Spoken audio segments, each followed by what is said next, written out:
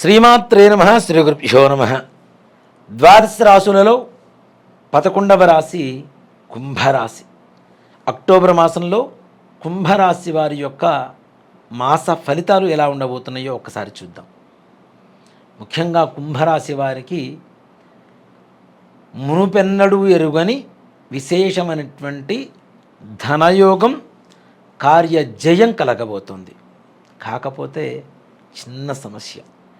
పూర్వార్థం, ఉత్తరార్థం అంటే మాసాన్ని, అక్టోబర్ మాసాన్ని 2 భాగాలుగా విభజిస్తే మొదటి 15 రోజుల కంటే రెండవ 15 రోజులు చాలా విశేషమైనటువంటి యోగంగా చెప్పుకోవచ్చు. కొత్త కొత్త పరిచయాలు, తద్వారా ఆర్థిక లాభాలు, కార్య దిగ్విజయాలు, స్త్రీ మూలకమైనటువంటి ధన నష్టం, అలాగే సంతాన సౌఖ్యం, అనారోగ్య సూచనలు, దూర ప్రాంత ప్రయాణాల కష్టాలు, ఇలాంటివన్నీ కూడాను ఈ మాసంలో కుంభరాశి వారికి కలుగుతూ ఉన్నాయి. ఇలాంటి వాటికి ముఖ్యంగా ప్రథమార్థం ఎలా ఉంది, ద్వితీయార్థం ఎలా ఉందనేది చూద్దాం. ప్రథమార్థంలో మీరు అనుకునేటువంటి పనులు ఆటంకం కలుగుతూ నిదానంగా నత్తనడకను నడుస్తూ ఉంటాయి.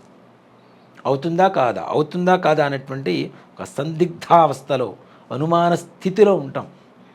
దానివల్ల మీరు భయపడాల్సిన అవసరం లేదు. అలాగే కొత్తగా పురుషులకైతే స్త్రీలు, స్త్రీలకైతే పురుషులు పరిచయాలు ఏర్పడుతూ ఉంటారు. తద్వారా మీకు కొంత మేరకు వారి నుంచి సహాయ సహకారాలు అందుతూ ఉంటాయి. అది కూడాను పరిచయమైన కొద్ది రోజుల్లోనే మీకు చాలా ముఖ్యులుగా మారేటువంటి అవకాశం కూడా కనబడుతుంది మీ జీవితంలో వారు. తద్వారా మీకు కొంతవరకు లాభం కూడా చేకూరుతూ ఉంటుంది. ఇక కుటుంబపరమైనటువంటి వ్యవహారాల్లో కూడా ప్రథమార్థంలో కష్టాలు తప్పవు, కానీ ద్వితీయార్థంలో ఈ భార్యాభర్తల మధ్య అవగాహన పెరుగుతుంది, సంతోషకరంగా ఉంటారు. ఇంట్లో పెద్దల అనారోగ్యం, అలాగే ఈ కుంభరాశి వారి అనారోగ్య స్థితి కూడా జాగ్రత్తగా ఉండాలి అని చెప్పి సూచిస్తూ ఉన్నది. కాబట్టి తగిన జాగ్రత్తలు తీసుకోండి. ద్వితీయార్థానికి వచ్చేసరికి మరలా చక్కగా ప్రశాంతంగా ఉంటుంది. అనారోగ్య స్థితి నుంచి ఆరోగ్య స్థితికి చక్కగా మెరుగుపడుతూ ఉంటారు, ప్రశాంతంగా ఉంటారు. కానీ ప్రథమార్థమంతా మొట్టమొదటి 15 రోజులు మాత్రం చాలా చాలా జాగ్రత్తగా ఉండాలి. వివాహ సంబంధాలు చూడాలి అనుకునేటువంటి వారికి కొంతమేరకు సానుకూలంగా ఉంటుంది, పర్వాలేదు అనిపిస్తుంది.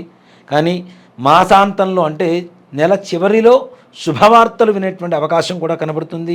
మంచి సంబంధాలు మాసాంతంలోనే మీకు తారసపడుతూ ఉంటాయి, తద్వారా ఆనందంగా కూడా ఉంటుంది. అలాగే మీకు కావలసినటువంటి డబ్బులు కూడా ప్రథమార్థంలో అంత తొందరగా చేతికి అందవు, కానీ ద్వితీయార్థంలో ఇందాక చెప్పుకున్నట్టుగా ఒక స్త్రీ వల్ల పురుషుడికి, పురుషు వల్ల స్త్రీకి ధనయోగం కలుగుతూ తద్వారా మీ ఖర్చులు చక్కగా తీరిపోయేటువంటి అవకాశం కనబడుతూ ఉన్నది. ఇక విద్యార్థుల విషయానికి వస్తే వీరు ఎంత కష్టపడితే అంత ఫలితం. మేము కష్టపడ్డదానికి ఎక్కువ ఫలితం రావాలని ఆశించడం కూడా దురాశ దుఃఖానికి చేయడు. కాబట్టి అంత ఫలితాలు ఆశించడం కాదు, మనం ఎంత కష్టపడుతున్నామో అంత ఫలితం తప్పనిసరిగా వస్తుంది, సఫలీకృతులవుతారు. విదేశీ ప్రయాణం చేయాలి అనుకునేటువంటి వారు కూడా చాలా ప్రశాంతమైనటువంటి వాతావరణంతో విదేశం ప్రయాణం చేయడానికి సానుకూలంగా ఉంటుంది. కావలసినటువంటి మార్గాలన్నీ కూడా సుగమమవుతూ ఉంటాయి, కావలసిన వ్యవహార జయం జరుగుతూ ఉంటుంది.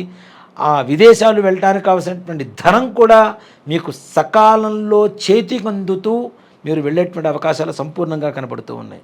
అలాగే విదేశాల్లో ఇతపూర్వం ఇంతకు ముందుగా స్థిరపడ్డటువంటి వారు కానీ, అప్పుడప్పుడే వెళ్ళి ఉద్యోగాల అవకాశాల కోసం ఎదురు చూస్తున్నటువంటి వారికి కానీ తప్పనిసరిగా సానుకూలంగా ఉంటుంది. ఉద్యోగాలు చేస్తున్నటువంటి వారికి ప్రమోషన్స్ వస్తాయి. కొత్తగా ఉద్యోగాలు వెతుక్కుంటున్నటువంటి వారికి కూడా ఉద్యోగ యోగం కలుగుతుందని చెప్పడంలో ఏమాత్రం కూడా సందేహం లేదు. అలాగే ప్రైవేటు పరమైనటువంటి ఉద్యోగస్తులకు కూడా కొంత నష్టం వాటిల్లబోతుంది.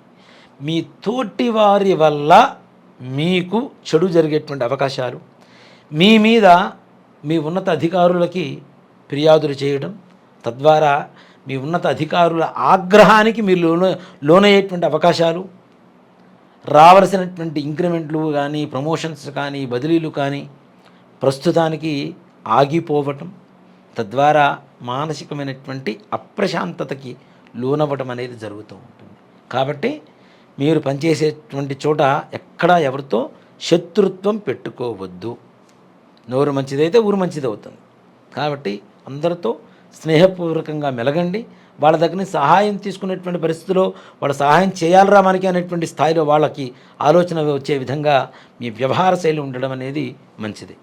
అలాగే రియల్ ఎస్టేట్ రంగం వారికి కూడా ఈ యొక్క మాసంలో పర్వాలేదు అనిపిస్తుంది. అంతంత మాత్రంగా కొత్త కొత్త ప్రాజెక్టులు చేయాలి అనుకునేటువంటి వారికి మాత్రం కొద్ది కాలం ఆగడం మంచిది అనేటువంటిది సూచనప్రాయంగా చెప్పబడుతూ ఉంది. ఇక షేర్ మార్కెట్ వ్యాపార రంగంలో ఉండేటువంటి వారికి కూడాను అంత చెప్పుకోదగ్గ ఆదాయాలు కనపడవు. కానీ చిన్న చిన్న పెట్టుబడులతో మంచి లాభాన్ని పొందుతారు. అలా అని చెప్పి ఆశపడి పెద్ద పెద్ద పెట్టుబడులు పెట్టి నష్టపోవడం అనేది మాత్రం చేసుకోవద్దు. తగిన జాగ్రత్తలు తీసుకోండి. అందరినీ నమ్మకండి. ముఖ్యంగా వీళ్ళలో కొంచెం కలర్ తక్కువ, హైట్ తక్కువగా ఉండేటువంటి వ్యక్తులతో మీకు ఎక్కువగా ప్రమాదం ఏర్పడేటువంటి అవకాశం ఉంది. కాబట్టి వారిని ఎంతవరకు నమ్మాలో అంతవరకే నమ్మండి. ఆర్థిక వ్యవహారాల్లో వారిని తలదూర్చేటువంటి స్వాతంత్ర్యం మీరు ఇవ్వకుండా ఉండడం అనేది చాలా మంచిది.